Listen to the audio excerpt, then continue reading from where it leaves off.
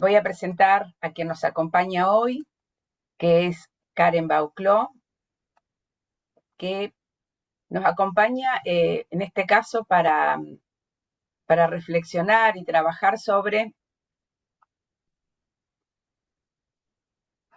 el tema de educación emocional, de educación y familia, de qué es lo que está pasando en las escuelas hoy día, que nos está impactando tanto emocionalmente y en la convivencia.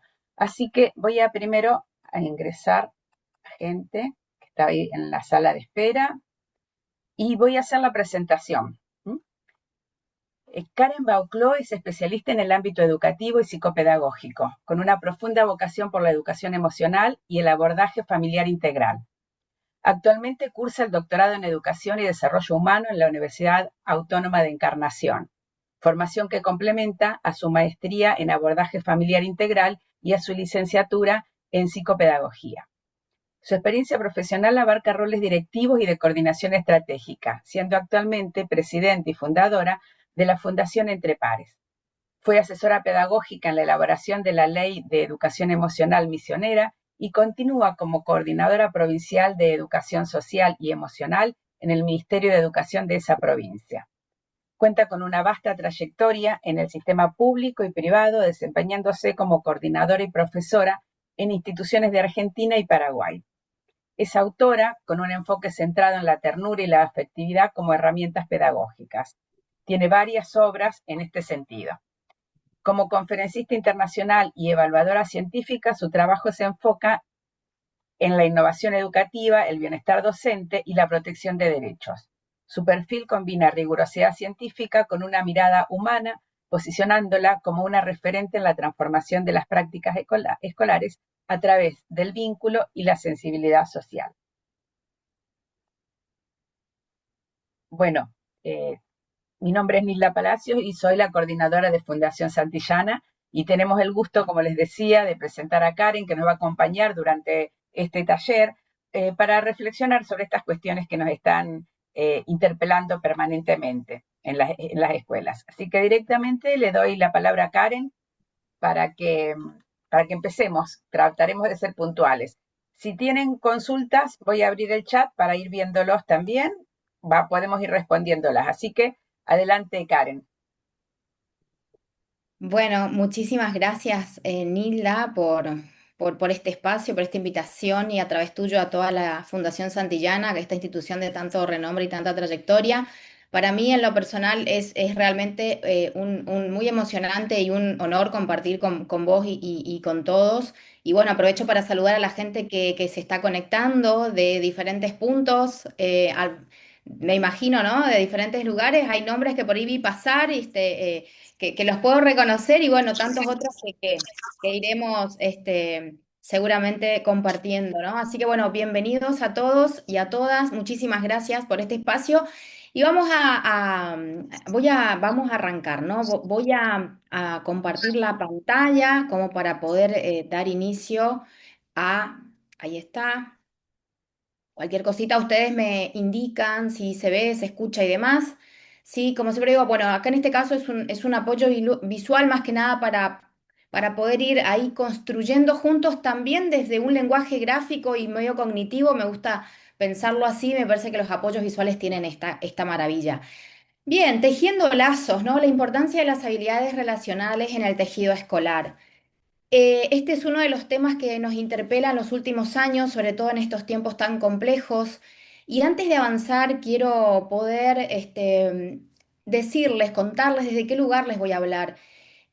Voy a partir, digamos, las reflexiones que voy a ir hilando. Por supuesto, son bienvenidas todas las preguntas y comentarios tienen que ver o se posicionan desde una perspectiva sociopedagógica, que entiende la escuela como un espacio de cuidado en el cual lo que vamos a promover son experiencias humanizadoras, convocar a propuestas que humanicen los espacios escolares.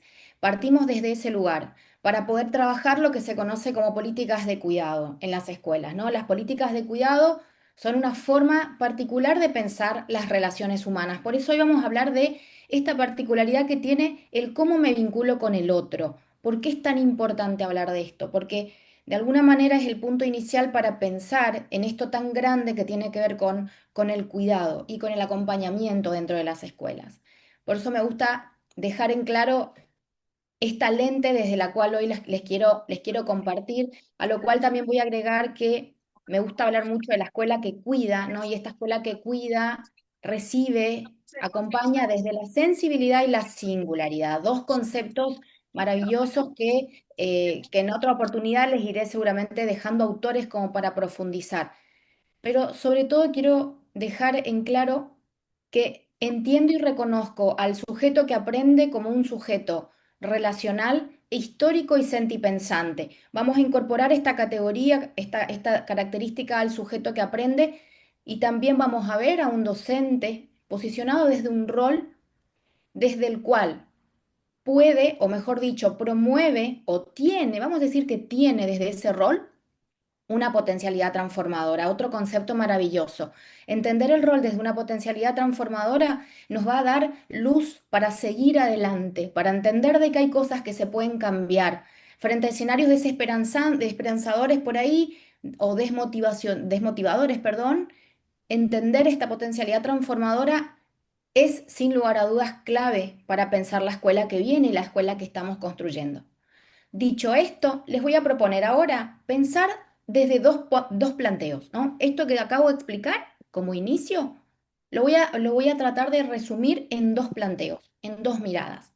El primer planteo tiene que ver primero con identificar cuál es la trama afectiva que sostiene a la escuela, ¿no? Lo primero que me quiero preguntar para pensar cómo me vinculo es qué está antes, qué va primero, qué debo saber primero como profesional del campo de la educación.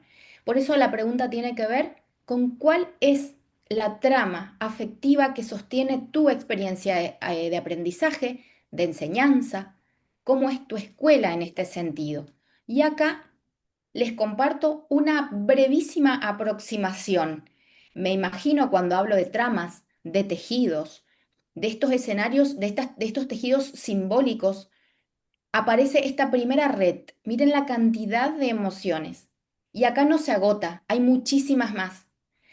Todas estas emociones, estas maneras de sentir, son las que van hilando estos hilos que nos hermanan, que nos ayudan, o todo lo contrario, ¿sí? Entonces, aquí les comparto la red de emociones, pero luego voy a volver ahí, ahora lo voy a pasar para poder avanzar un poquito en lo que tiene que ver con este primer planteo, ¿sí? Así que, primer planteo. ¿Sí? Y dentro de, habrán visto que hay muchísimas emociones. Y si yo me pregunto cuál es la trama afectiva, de pronto, generalmente escuchamos, sobre todo mucho en las redes sociales y demás, hablar de algunas emociones que son por ahí las de vidriera, les digo yo, las que están en los escenarios, en los escaparates de las mejores redes sociales, libros o vidrieras, ¿no? En este caso, que son la alegría, por ahí el enojo, ¿sí? A mí me gusta hablar de otras, de las que están detrás, de las que nadie habla o de pronto de las que se habla poco, pero que sin lugar a dudas son las que van a darnos respuesta a este primer planteo, de pensar qué nos está pasando, qué nos está faltando. Por esa razón, les propongo en esta primera etapa hablar de tres. Por un lado, la ternura, la compasión, para cerrar luego con la esperanza. La esperanza sí es una de las trabajadas, pero voy a empezar por la ternura. La ternura es una de las emociones más valiosas que podemos llegar a tener y sobre todo promover y garantizar en las experiencias escolares. Pero para poder hacerlo, primero la ternura tuvo que haber aparecido en la experiencia familiar, en las etapas de crianza, pero no son excluyentes y exclusivas de la primera etapa de la vida. Cuando hablamos de la ternura, generalmente cuando hago entrevistas o estuve, en los últimos años trabajando fuertemente sobre esta emoción, la respuesta recurrente que encuentro en la familia es, inclusive en los docentes, es que esta emoción es propia de la primera etapa de la vida, ¿no? Ahí en el niño, la madre con el niño, la niña y hasta ahí. Cuando en realidad es algo que nos tiene que acompañar toda la vida. La ternura, técnicamente hablando, es una emoción estructurante y vinculante. Esto quiere decir que es el elemento más básico de constitución de la vida afectiva de un sujeto. Es más, frente a la falta de ternura va a aparecer el desamparo. Cuando la red afectiva, en la red que voy construyendo, hay fallas en la construcción de la ternura, lo que aparece es el desamparo y la sensación de soledad. Y algo mucho peor que es la invisibilización de un sujeto que está aprendiendo. Por eso van a ver ahí en esta gráfica, y ahí veo que repetís dos veces la misma palabra, va a aparecer el desamparo y la intemperie. Esta intemperie que parece que hoy ha llegado a la vida escolar.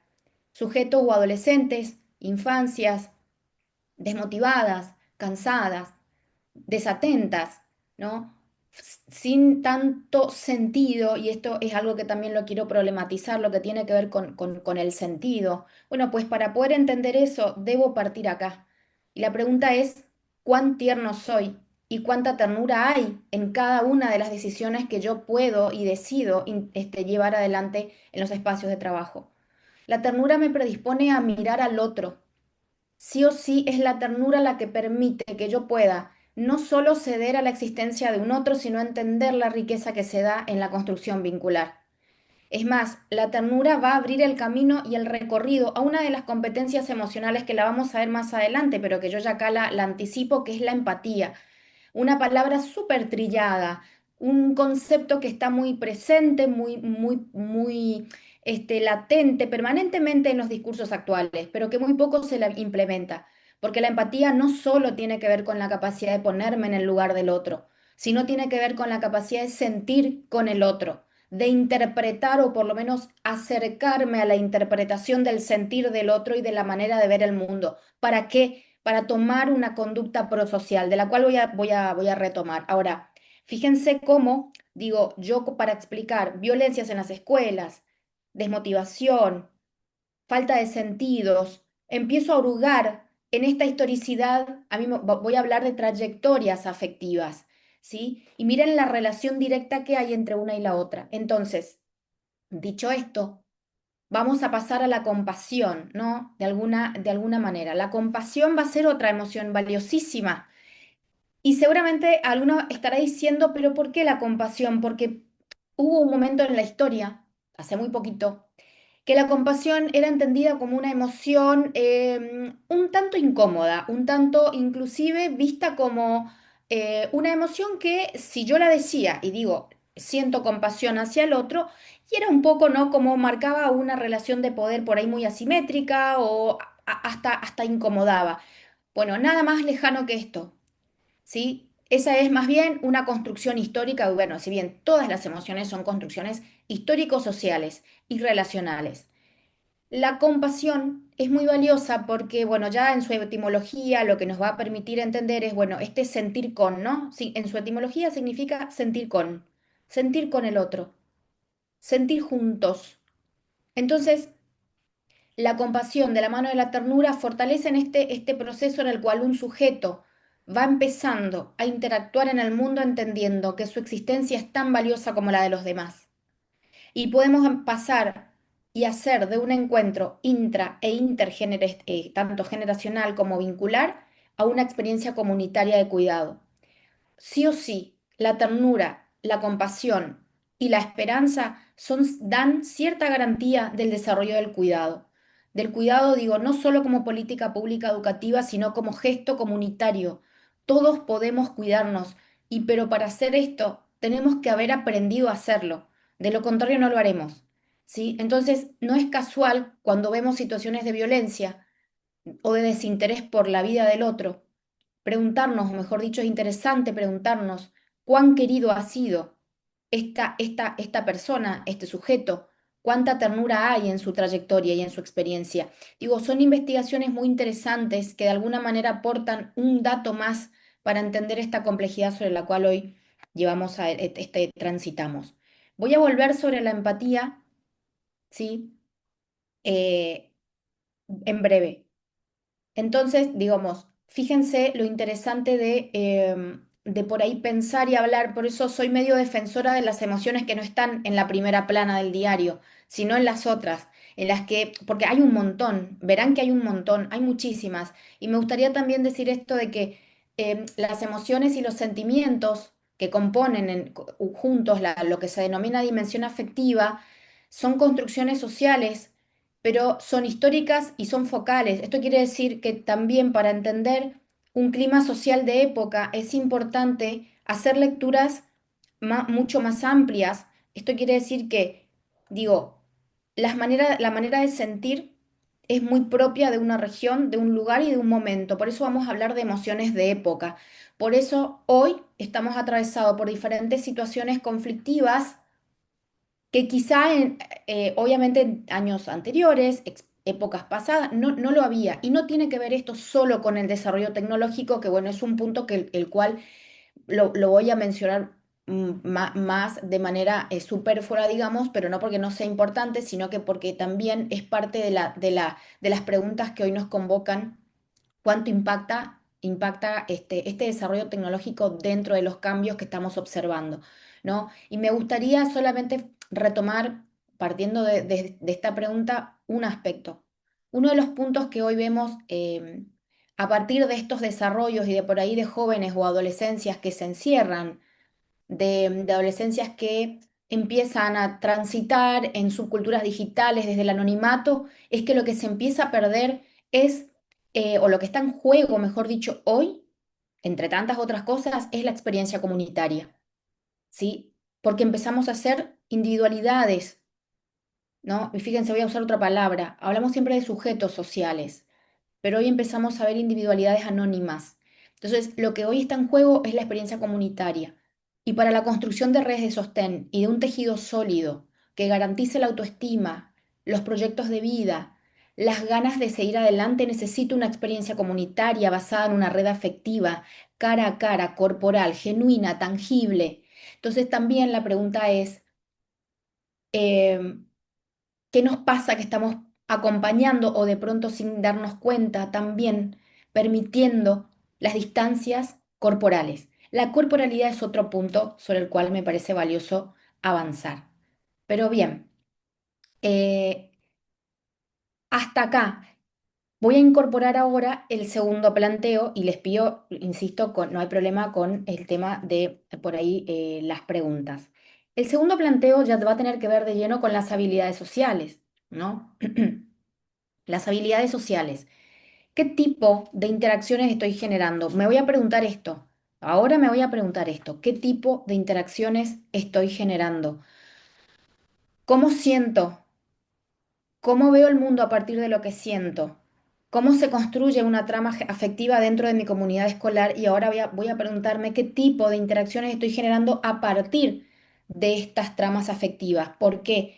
Porque lo que les decía hace un rato, la construcción vincular, esto tan maravilloso que en el campo educativo lo estudiamos, lo debatimos, que es el vínculo con el estudiante, con el compañero de trabajo, con las familias, esta construcción vincular se materializa, se hace carne, por decirlo así, a través de las habilidades sociales. Pero las habilidades sociales se sostienen en en la dimensión afectiva que cada uno de ustedes vaya poniendo en juego. Entonces, la primera aproximación a entender qué son las habilidades sociales, porque a veces las reducimos a cosas por ahí más superfluas como un simple saludo, sin entender la potencialidad que en realidad tiene saludar al otro y cómo lo hago, ¿no? Entonces, em, acá el primer acercamiento tiene que ver con esto, ¿no? Conjunto de capacidades y conductas que nos permiten interactuar y relacionarnos. Y son claves en la formación profesional docente, sobre todo en la formación docente o en cualquier profesión en donde nosotros acompañamos a los demás. Em, pero bueno, vamos a poner la mirada en el ejercicio profesional. Es tan importante, y acá vuelvo a poner el énfasis también en lo que nos ofrece la educación social y emocional, porque hoy entendemos de que es tan importante saber contenidos académicos, lo cual es valiosísimo, pero digamos también es importante desarrollar estas habilidades, ¿sí? Y entender cómo se expresan en cada uno de nosotros, ¿sí? Porque vamos a tener diferentes tipos de interacción dentro de lo que son los escenarios escolares y según cuál sea el tipo de interacción que yo como educador desarrolle o disponga, voy a construir un tipo de vínculo. ¿Sí? Entonces, por eso es tan importante hablar de este tema. A mí me gusta mucho estudiar por ahí las cosas que a veces parecen obvias. Tengo como esa cosa de ir a buscar porque a veces también lo que vemos bien, lo que vengo viendo es que rutinizamos tanto, mecanizamos tanto algo que perdemos la maravilla y el sentido profundo y valioso que tiene ese algo en el lugar en el cual estoy trabajando, como por ejemplo diferenciar habilidades complejas de las básicas. Y cuando digo básicas, no digo que son de menor valor, pero dentro de las habilidades básicas está un buen día, un buenas tardes, está la amabilidad. La amabilidad es una emoción valiosa que se expresa en una actitud, en un comportamiento. ¿Sí? Pero a su vez, la persona que es amable lo es en la medida en que haya formado a lo largo de su vida un tipo especial de jerarquización de valores. Por lo tanto, acá incorporo un condimento más al debate, los valores. Hablar de las emociones implica necesariamente discutir el plano axiológico de la educación, el campo el ético, la parte de la ética, ¿no? Vamos a entrar ahí, la ética. Entonces, voy a ir a las básicas, pero voy a arrancar por las complejas. La empatía. Una habilidad social compleja es la empatía. La otra, la asertividad, la resolución de conflictos y el liderazgo. Y vaya, seguramente habrá por aquí algún director, directora o alguien que dirige, supongo, o lidera en su institución, desde el rol que le toque.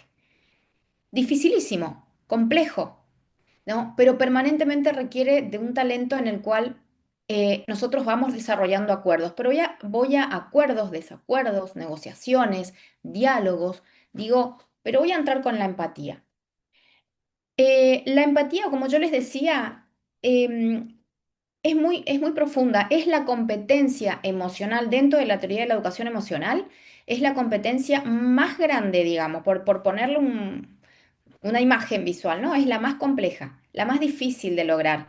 Y es como a la que llegamos en la última etapa del recorrido del desarrollo emocional y social. Es muy compleja. Es más, vamos a hablar de que la empatía es un constructo multidimensional. Se compone de de muchos como componentes, ¿sí? Y en algún punto lo que tiene, digamos, lo que busca o lo que lo vamos a lograr con la empatía es de que una persona pueda entender, como les decía hace un rato, identificar la experiencia que está desarrollando en un momento presente con un otro. Es una competencia por el cual nosotros podemos acercarnos a ciertas hipótesis o ciertas interpretaciones, porque es muy difícil leer, no se trata de leer la mente del otro, ni mucho menos, sino tiene que ver con esta capacidad de pensar a ver cómo se siente el otro en función de cómo estamos interactuando. Entonces, lo que va a necesitar, por eso se habla de un componente multidimensional, de procesos que identifiquen representaciones sociales en juego, valores, cultura, maneras de vincular. Hay mucho para que una persona pueda decir, te entiendo, ¿sí? Pero que lo diga de verdad, que lo haga desde el sentir. Es más, la empatía no garantiza necesariamente el paso a la acción. Esto lo van a plantear algunos autores, lo cual es genial, porque digo, genial como teoría, ¿no? Porque acá también la gente que me dice, nosotros somos todos empáticos y después ves discusiones, peleas o como conflictos como los empezamos a ver ahora. Hay empatía, seguramente que sí, hay intención de ser empático, pero el paso a la acción requiere, requiere necesariamente de la conducta prosocial. Esto quiere decir, la empatía va de la mano unida a la compasión particularmente, va a dar paso a la conducta. De lo contrario, puede que no sea así. Entonces, la empatía necesita de esta emoción compartida, ¿no? Entonces, yo comparto un sentir con alguien en el momento presente. Hay una autoconciencia también. La empatía para activarse requiere de la autoconciencia. ¿De quién? Mía. Y ahí entonces vamos a poner otra competencia importante de la educación emocional, el autoconocimiento. ¿Cuánto me conozco? ¿Y cómo se llama lo que me está pasando? Ese autoconocimiento te va a dar herramientas para saber qué te está pasando en ese momento, en ese encuentro, en esa circunstancia, con ese grupo de clases, con ese grupo de colegas, para saber cuánto y cómo y qué hacer. ¿Sí? Y por supuesto también requiere de una capacidad mucho más compleja que por ahí la trabajan mucho la gente del campo de la psicopedagogía, de la neurociencia, de la psicología, que es la flexibilidad cognitiva. Y acá no les quiero como marear mucho con conceptos, sino más bien la flexibilidad cognitiva es una capacidad que nos permite adoptar diferentes tipos de conductas, o mejor dicho, resolver problemas inclusive, ¿sí? Entonces, si yo pienso que el mundo es gris y tengo a tres que no lo hacen, no me pongo a tirarnos cosas, no nos ponemos a tirarnos piedra porque pensamos distinto, sino tratamos de ver un punto en el cual, mediante comunicación asertiva, mediante podamos resolver el problema. Esto de alguna manera garantiza esto. Por eso digo, hay mucho detrás de cada uno de los conceptos o palabras que hoy escuchamos y vemos en el campo emocional y educacional. Em, por eso también es siempre importante recurrir a personas, bueno, que tengan este camino de la formación en cada uno de los temas. Siguiendo un poco con algunas de las habilidades interpersonales, ¿sí? Porque dentro de las habilidades sociales hay dos tipos de habilidades que forman parte de las habilidades sociales y relacionales. Las interpersonales, esto quiere decir yo con el mundo, ¿no? Y acá miren, aparece la corporalidad, emoción, corporalidad y saberes. ¿Sí? Dentro de las más reconocidas, dentro de lo que son las habilidades interpersonales, aparecen los valores, las actitudes, la solidaridad, el respeto, el altruismo, la justicia. Y acá me gusta hablar de la justicia educativa. La justicia educativa, que es un concepto que también lo trabajamos mucho en educación, lleva en sí mismo procesos de inclusión. La inclusión educativa se puede garantizar cuando están dadas esta jerarquía de valores de las cuales le vengo hablando. Se da cuando hay respeto, cuando hay solidaridad, cuando hay altruismo, cuando hay amistad, cuando hay pedagogía gestual. Nosotros somos actores corporales y sonoros. Y esto también determina la calidad de la interacción. Mi cuerpo suena, resuena con el otro, ¿no? Cuando digo, hola, buenos días, ¿cómo están? En el aula. Cuando me dirijo a mi estudiante por su nombre, ¿no? Tal, tal. La forma en que resuena mi voz, mi presencia, mi cuerpo en ese tiempo y en el espacio, también impacta en el sentido que ese otro va a darle a eso que le estoy ofreciendo. Y ahora mi pregunta es, ¿cómo usamos el espacio y el tiempo en un lugar de trabajo? ¿Cuál es el lugar que ocupo en el aula como educador, como estudiante? ¿Qué me pasa a mí misma en esta relación o a mí mismo en esta relación con mi corporalidad? ¿Qué es la dimensión biológica que sostiene a todo esto que voy comentando, ¿no? Entonces, bueno, ahí aparece, bueno, la comunicación asertiva como otra gran protagonista. La comunicación asertiva tiene que ver con esta certeza y con este diálogo oportuno y cuidado que voy a ofrecer al otro, ¿no? Pero que también moviliza la ética de las relaciones humanas. La comunicación es asertiva en tanto y en cuanto haya consolidado el sujeto valores, emociones, maneras de interpretar el mundo a partir de lo que siente. Y es muy triste ver a veces estudiantes que parece que no puedan o no tengan o no han tenido derecho a sentir y a decir lo que les pasa. Y ahí están con miradas caídas, con miradas tristes, eh, aislados, en silencio. Digo, ¿qué estamos haciendo frente a estas miradas tristes? O las condenamos, las juzgamos, las prejuzgamos, o intentamos hacer esta cierta interpretación y acercamiento, ternura mediante, de lo que quizá esos ojos me están queriendo decir. Entonces, de ahí me parece que las habilidades interpersonales en este breve tiempo requieren de mucho tratamiento, de mucha preparación. La docencia no sería solo repetir un contenido, sino más bien sentirlo, vivenciarlo, discutirlo también, poner en tensión permanentemente lo que por ahí pensamos que es para dar lugar a lo que puede ser. Y a mí me gusta mucho un planteo que tiene que ver con, pensando un poco en clave inclusiva dentro de las escuelas. Entender que también, y acá voy a traerle a mi, otra de mis emociones favoritas, que es la esperanza. Digo, las habilidades sociales, las inter, ¿no? Y esto que les vengo diciendo, eh, convocan a mucho a la esperanza.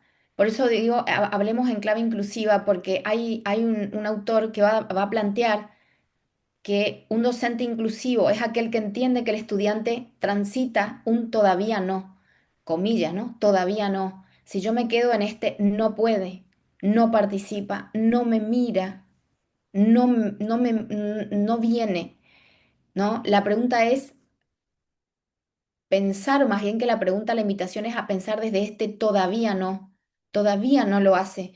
En este todavía no, a mí me parece que subyace la esperanza sin lugar a dudas. La esperanza es una categoría antropológica, gente. La esperanza pasa de ser una mera emoción o de pronto un discurso lindo para tener que ver con una de las emociones que hoy eh, acompaña la construcción del sentido en la vida de alguien. Una cosa es el optimismo. El optimismo va a tener mucho que ver con esto de, bueno, voy a confiar que va a salir algo bien, voy a confiar, no sé si va a salir bien, pero es esta confianza, no es lo mismo. La esperanza es amiga del optimismo, pero la esperanza lo que nos va a dar es el otorgamiento de sentido a eso que yo voy a hacer. ¿Sí? Entonces, si nosotros logramos que hoy los estudiantes encuentren ese sentido en la escuela, pero no pidiéndole a la escuela que deje de ser lo que es y que deje de cumplir la función por la cual existe hace más de 100 años, sino tratar de que en esos momentos en que el estudiante está, pueda, mediante estas interacciones de cuidado, encontrar una razón por la cual venir todos los días, hemos dado un gran paso y que sin lugar a dudas lo damos. Yo creo que todos lo damos, desde lo que podemos, desde lo que podemos. Y ahí, bueno, a veces me emociono un poco porque recuerdo tantas experiencias de docentes que hay gente que te dice, no me gusta salir detrás del escritorio, me cuesta porque soy un poco tímido, pero acá estoy haciendo lo que puedo y practicamos y a veces hacemos ejercicio y digo, usa tu cuerpo, fíjate cómo, trabaja con tu voz, pero encontremos maneras juntos de aprender y de que vos puedas acompañar. Entonces digo, fíjense todo lo que hay detrás de que alguien pueda de alguna manera decir lo valioso que es la escuela, lo valiosa que es, porque es el territorio de construcción de subjetividad indiscutible, de que hoy está, o por lo menos desde los discursos dominantes, un tanto amenazada. eh, yo creo firmemente de que no va a dejar de ocupar el lugar, pero tampoco me parece que deba mutar por completo para poder consentir a lo nuevo, porque en algún punto, y acá vuelvo a los planteos de la esperanza, en algún punto, frente a un escenario de hiperconectividad, de adolescentes que están multitasking, que están con procesos atencionales dispersos, que están con falta de foco, de observación, de vivencia, de calma, ¿sí? La escuela en algún lugar puede todavía ser el espacio en donde nosotros vamos a ofrecer esta experiencia atencional quizá de un ritmo muy calmo. Podemos ofrecer esto que por fuera no está, pero que es necesario. No digo que no hay que ayornarse, por supuesto que no, por favor, yo estoy hablando acá simplemente en clave afectiva, ¿sí? Pero yo creo que hoy podemos seguir ofreciendo estos ritmos, silencios, pausas, lecturas, reflexividad, para entender que también la dimensión la intelectualidad, lo cognoscente del sujeto también debe desarrollarse, porque ahí está la libertad. Un sujeto que conoce es libre. Entonces, pero para poder conocer, a veces necesito prestar atención en principio, ¿no? Para arrancar. Entonces, me pregunto, ¿es un desafío? Claro que lo es, ¿no? Pero creo que lo podemos lograr y lo estamos logrando. Unido a las habilidades relacionales, acá les muestro algunas de las que son denominadas básicas. ¿Ven que les decía? Parecieran las más, ¿no? Es como que decís, gracias, por favor, permiso, no, lo hago todos los días, ¿no? Pero ahora, la potencia que tienen estas palabras son tremendas en la construcción de la subjetividad. Son muy, muy, muy valiosas. Inclusive vemos infancias que hoy llegan a la escuela y que no la están implementando, que no pueden entender la potencia o que por ahí todavía no tienen un adulto referente que les pueda enseñar y permitir esto de decir, ¿no? De agradecer, de decir por favor, de pedir permiso. Empezamos ahí a ver ciertas cuestiones que hacen a nuevas formas de convivir, a nuevas formas de vincularnos, pero que los costos que estamos pagando son muy altos, ¿sí? Si yo a alguien no le agradezco por lo más mínimo que hizo por mí, ¿cómo puedo pretender que después ese otro y lo que viene después me importe? ¿Sí? Para poder desarrollar el sentido de la importancia de cómo lograr algo, ¿no? Digo, para sostener un proyecto a lo largo del tiempo. Yo tengo que desarrollar, por ejemplo, esto de ayudar, de inspirar, de sonreír, de pedir, de comunicar, de entender que hoy no puedo, pero quizá mañana sí, entender que hay que pasar por un montón de cosas. Si necesito hacer un trabajo en equipo, bueno, voy a empezar saludando como algo muy básico, muy mínimo. Y digo, y son cosas que parecen, repito, una simplicidad dichas en uno a estas alturas del partido, como decimos acá, pero realmente creo que hoy, si la vida se está caracterizando por algo, es por la superficialidad de lo simple. Y a mí me gusta pensar, ya lo dijo nuestro poeta argentino Tejada Gómez, las simples cosas, el valor de las simples cosas. Estas simples cosas que nos han cuidado y permitido el desarrollo de la humanidad a lo largo de los siglos y de los siglos, hoy no tienen por qué ser tan rutinarias. Hoy vemos gente que va cual zombie caminando por la calle y ha perdido la maravilla de mirar arriba, mirar abajo, observar los ruidos de sus costados, mirar el cielo. Digo, y empezamos a dar todo por superfluo porque de alguna manera empezamos a mecanizarnos tanto. Y eso trae un costo muy alto que pagar como sociedad. Entonces digo, eh, sonriamos, inspiremos, seamos también docentes inspiradores. La inspiración es algo muy valiosa también en la escenario de aprendizaje. ¿Sí? La inspiración, esto de eh, animar al otro a pensar distinto, a hacer lo que está pensando, em, mostrarle que puede, que quizá algún día lo pueda, quizá hoy no puede de manera inmediata, pero que lo siga intentando, que la vida se trata de intentar. Digo, cuando hablamos de proyecto de vida y trabajamos mucho acá el tema de que tiene que ver con proyecto de vida frente a las problemáticas adolescentes que son de público conocimiento, que tienen que ver con el no sentido. Lo que más por ahí trabajamos es esto de la tolerancia a la frustración en los jóvenes. Digo, entender que hoy la tolerancia a la frustración es algo que, que, que parece que se ha perdido. Entonces, ante la primera derrota nos vamos. Ante el primer miedo huimos. ¿Sí? Y el miedo no es malo. Las emociones no son nuestras enemigas. Están para ayudarnos, están para enseñarnos algo. Entonces, bueno. Dicho esto, todo esto avanzó un poquito más.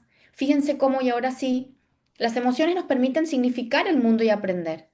Y acá aparece lo que yo les decía hace un rato, la cuestión del vínculo, ¿no? Cómo es importante pensar los vínculos, entendiendo que el primer camino de construcción se va a dar mediante estas habilidades sociales, ¿sí? Bien. La ternura, y esto quiero repetirlo para que por ahí ir como cerrando el planteo, es esta condición inicial para el amparo, ¿sí? Es esta condición necesaria para empezar a cuidarnos, para cuidar al otro, para acompañar, ¿sí? Yo creo que también la historia de la ternura en la educación, la ternura dentro de la educación tiene una historia muy, muy genial, muy interesante, que se las recomiendo a quienes les gusten la lectura. Pero también nos viene a recordar la profunda necesidad humana de desarrollar experiencias compartidas con un otro. No nos olvidemos que somos seres sociales. Entonces, también nos va a recordar esta profunda necesidad humana. Y acá me gustaría por ahí, nada más ahí, bueno, lo que están viendo una especie de concepto, obviamente, es un concepto, ¿no? La ruptura de los hilos que llevan que la llevan a la ternura, en este caso, generan estas formas de desamparo y limitaciones en la constitución del sujeto y sus vínculos, porque la ternura es un dispositivo social. Nosotros actualmente la vamos a entender ya como un dispositivo social. Pasa a ser una mera emoción para algunos, y pasa a ser una propuesta y algo mucho más grande para los que estamos en el campo educativo. ¿Sí? Cuando fracasa la ternura, no aparece la empatía. ¿Sí? Entonces, cuando quiero pensar qué nos está pasando también como escuela y como comunidad, voy a volver a insistir con cómo estamos sintiendo, qué estamos sintiendo como familia, ¿no? También como familia. Hoy vemos que también no solo la escuela está cansada, agobiada, preocupada, sino también las familias, ¿no? Entonces, las familias también, es como un llamado a resignificar dentro de los escenarios familiares también estas, estos conceptos, estas experiencias, estas palabras que quizá puedan ayudarnos un poquito a mejorar, a cambiar, a seguir adelante. Entonces, me parece que, insisto con esto, hoy es un compromiso muy grande desde la educación, hablar y seguir discutiendo sobre cuáles son las habilidades sociales, cuán importante es la educación emocional, no para controlar a nadie, sino para aprender a conocer nuestra dimensión afectiva que tanto tiempo nos fue negada. Yo creo que nos fue negada en el campo educativo. Sí, muchos años han pasado para que hoy podamos tener espacios como estos para hablar de cómo sentimos, y no solo del campo de la didáctica, de la práctica, que son territorios maravillosos, que por supuesto también me dedico a eso, pero me gusta hacerlo desde este lugar. Pensar cómo fortalecer en todo caso todo esto desde esta mirada, todo aquello desde esta mirada, ¿sí? Les decía hace un rato, me preguntaba cuál era, les dejo a ustedes la pregunta, ¿qué tipo de interacción están promoviendo? Hay interacciones que pueden ser invisibilizadoras, ¿sí? Esto quiere decir cuando no reconozco por el nombre, cuando no me importa este estudiante que está en el fondo, cuando creo que no va a cambiar, cuando no lo veo. ¿Sí? Y el no ver a alguien genera un daño tan profundo en en la autoestima y en la seguridad y en la confianza de sí mismo, que lo que se empieza a dañar es inmediatamente el sentido, ¿no? Este sentido de vida. Por eso yo hablo mucho de la escuela que cuida, porque creo que las escuelas, cuando están pensadas del cuidado, salvan vidas, sobre todo hoy. Y por más que algunos digan, parece como mucho, sin lugar a dudas, hay experiencias que lo van a poner y lo van a demostrar. Las escuelas salvan vidas.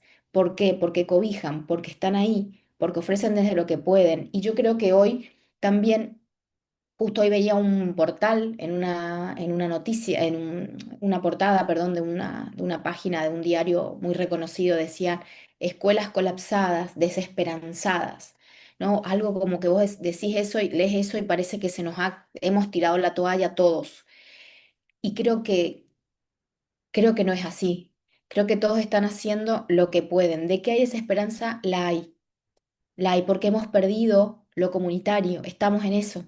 Hemos perdido el encuentro corporal, la corporalidad, la mirada, como le digo, la mirada, la escucha, la palabra genuina, esto de mirarnos. Es tan lindo ver la gente por ejemplo, ¿no? En los espacios así, los que están ahí con sus cámaras, que por supuesto no quiero decir a los demás que tienen que prender las cámaras, pero digo, también es un retorno tan valioso, porque vos decís, hay alguien que desde su gesto, desde su actitud, desde su tiempo, está ahí sosteniéndonos a los que estamos de este lado, que no es fácil estar acá, estar acá y en este escenario, sea cual sea, ¿no? El escenario. Entonces digo, es tan lindo esto, es tan bueno que me parece que son cosas que las tenemos que seguir trabajando, y promoviendo. insistiendo. Y acá, como yo les digo, esto es algo que publiqué en uno de los libros. Para mí, la ternura deja de ser una emoción para entenderse como una función pública, como un acto político, como un acto ético, como un compromiso social compartido. Es una de las emociones que va contra todo, que levanta la voz y dice, gente, abracemos a nuestras infancias. Y repito con esto, no hay empatía en el mundo sin una ternura previa. Entonces, acá familias, adultos referentes, cuán tierno están siendo, qué les está pasando a ustedes con su propia experiencia, ¿no? De ternura. Entonces, unido a esta emoción, la esperanza, ¿no? Este atributo del ser humano del ser humano. Actuar, buscar hacer que las cosas sucedan. Y acá me gusta pensar la esperanza. Yo sé que hay algunos autores académicos, como tantos, que por ahí a veces nos ponemos a discutir con estas emociones. Pero para mí la esperanza no es espera, es movimiento, es acción, es búsqueda. Te permite, te motiva. Pregúntenle a sus estudiantes adolescentes si tienen esperanza. ¿Cómo están? ¿Qué es la esperanza? Capaz que hasta nos encontremos con gente que nos pregunte, ¿y qué es? ¿Y qué es para vos? Hablemos de esto en las aulas, preguntemos, preguntemos también qué sueñan, qué anhelan. Es muy importante trabajar los sueños, la imaginación, no como panacea o como, porque vamos por ahí algunos escuchan, me escuchan decir, bueno, parece como una cuestión no muy utópica. Bienvenida a la utopía si por ahí es el camino de salvación. Me parece importante promover el sueño y la imaginación. Hoy tenemos infancias que ya no suben al árbol a imaginarse que son paracaidistas y tirarse. Hoy tenemos una infancia que se quedó atrapada en el teléfono jugando con algo que ya está hecho, que ya está resuelto, y le estamos quitando también la posibilidad de crear y de imaginar. Cuando una persona imagina el mundo, o sea, yo para crear el mundo primero tuve que imaginarlo. Yo para crear algo, cierro mis ojos y lo creo primero en la mente, es condición para el aprendizaje. Entonces, imaginemos, y vuelvo, ¿no? Acá un planteo directo a infancias. ¿Qué estamos haciendo para promover jóvenes, adultos, que puedan sostener proyectos de vida? A mí un proyecto se me cae porque no sé por dónde empezar y porque la vida me dañó y porque me quedé solo y porque mi tejido afectivo se me ha roto por diferentes circunstancias. Entonces, yo creo que todavía la escuela tiene esta maravilla de experiencia comunitaria. Armar murales, cantar canciones, jugar en el patio, jugar juntos. No importa si nos ensuciamos, volvamos a esos escenarios. Armemos el recorte de papel con la mano, después vamos a comprar el que está impreso en 3D. Claro que sí, pero vamos también por lo otro. Digo, imaginar, soñar, todo esas son funciones cognitivas, inclusive, que hoy las estamos perdiendo. ¿Sí? Entonces, claramente va a aparecer la desmotivación, porque la desmotivación aparece en un adolescente que no tuvo la oportunidad de ver todo esto. Entonces, no sé qué hacer. No sé qué hacer, pues no tengo un camino marcado, digamos, y porque cuando intento levantar la cabeza hay un estímulo que me lo vuelven a dar. Entonces, como que todo el tiempo estoy casi como que apabullado de información que no me permite ver quizá algo que tenga que ver con mi propio descubrimiento. Y acá aparece el autoconocimiento. También hay que devolverle a los sujetos que aprenden esta maravilla de conocer por sí mismos el mundo, que conozcan el desarrollo de la autonomía. No en vano ya los grandes pedagogos hace muchos años han escrito sobre el desarrollo del aprendizaje autónomo, ¿no? O de las experiencias poderosas de aprendizaje. Una experiencia poderosa de aprendizaje es la que va a promover esto, ¿no? Entonces, eh, seamos dadores de esperanza. Y no quiero cerrar porque quiero ser respetuosa del tiempo. Nilda, me acabo de mirar el tiempo, perdón. Así que voy cerrando, cierro. Resiliencia, compañeros, queridos, amigos presentes aquí, etcétera. Resiliencia, la resiliencia. Seamos resilientes. Yo creo que el docente, los educadores, todos, sea el lugar que nos toque, somos grandes resilientes. Y vaya que lo tenemos que ser, ¿sí? La resiliencia es otra de las capacidades que va a aparecer, si bien es un concepto del campo de la psicología, es algo que también se aprende. Y en otro momento les hablaré de la resiliencia familiar. Es muy valiosa. Paso a paso, hagamos que podemos. La resiliencia no tiene que ver con algo que se logra cuando yo ya solucioné el problema que tenía. La resiliencia se va trabajando durante la adversidad y es lo que creo que estamos haciendo hoy. Estamos navegando en la adversidad, la estamos transitando y en trabajamos nuestra resiliencia, que es sumamente valiosa, ¿sí? Así que en tiempos revueltos construyamos juntos nuestro propio tatetí. Me encanta el tatetí, ¿no? Este tiempo amoroso, este tiempo de encuentro y este tiempo de interacciones saludables. Eh, Eso por ahí es lo que les quería compartir. Y muchísimas gracias por su tiempo y su escucha respetuosa. Sí, aquí algunas de las redes sociales de ambas fundaciones. Y bueno, muchísimas gracias también, Nilda, y a toda la gente que veo que hay mucho movimiento en el chat, pero no alcancé a leer todo. Sí, Karen, gracias, gracias a vos. Justamente lo que ponen en el chat es eso, muchas gracias. Muy clara, muy interesante toda tu charla, que en definitiva nos trae a un lenguaje muy cercano y muy sencillo, algo que nos está pasando, ¿no? Y poder pensar en eso, porque a veces en otro contexto uno decía la ternura en la escuela, ¿qué tiene que ver? En el jardín, por ahí, sí, pero después hay otros sentimientos. Y en este momento nos dimos cuenta de que todas esas cosas son valiosas, especialmente en un contexto en donde lo humano, lo profundamente humano es lo más importante, ¿no? Por tanta tecnología que nos invade, tantos problemas sociales que tenemos, bueno, rescatar lo profundamente humano. Acá justamente en el chat te agradecen, también te agradecemos mucho tu tiempo y el respetar el tiempo de todos los otros para poder conectarse y poder conversar. Vamos a tener un segundo encuentro, así que estén atentos. Les vamos a enviar invitaciones para poder hacer otro segundo encuentro con Karen, para poder seguir profundizando sobre algunos de estos temas. Quienes necesitan una certificación, desde la fundación les podemos hacer una certificación, no sé hasta dónde tiene un reconocimiento, pero nosotros se la hacemos. Me tienen que escribir, les pongo en el chat, pueden escribirme a el mail de fundación. Yo tomé nota de las personas que ya me dijeron que lo necesitaban y mañana lo van a recibir.